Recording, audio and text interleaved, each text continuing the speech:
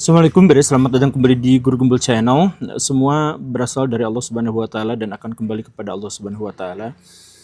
Gibran adalah seorang yang sangat baik, nampaknya juga adalah seorang pemuda yang polos, seorang pemuda yang random aja sama seperti kita-kita semua gitu.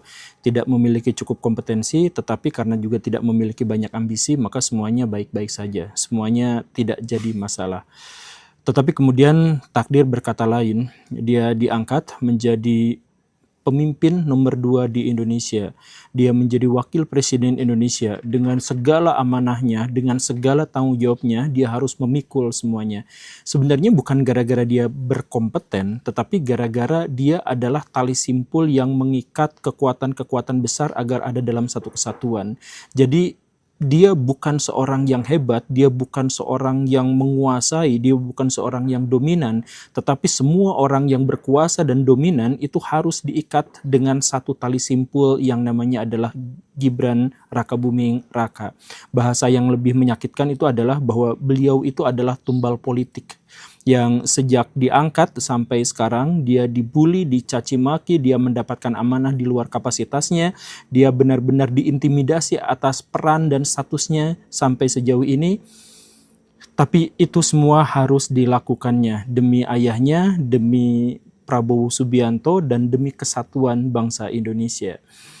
Dia adalah jembatan, dia adalah tali pegangan, dan dia juga adalah stabilisator bagi status kekuasaan di Indonesia. Nah, tapi akhirnya Pak Gibran bisa beristirahat dengan tenang di Solo.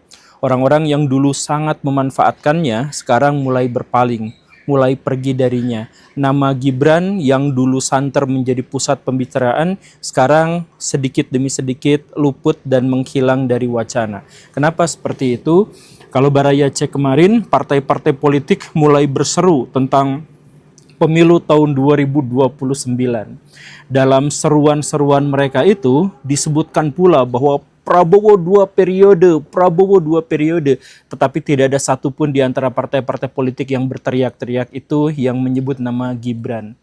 Nama Gibran sekarang diabaikan, nama Gibran bahkan sekarang dihindarkan. Orang yang dulu sangat ngebet menjadikan Gibran sebagai orang yang ada di tampuk kekuasaan mendampingi dirinya, sekarang justru menganggap bahwa Gibran itu adalah beban. Kalau Baraya berpikir dengan kacamata seorang politikus, maka semuanya itu akan mudah dipahami. Coba Baraya bayangkan, dulu Gibran itu begitu dibutuhkan dan bisa dibilang dia adalah satu-satunya alasan kenapa Prabowo bisa terpilih dalam pemilu.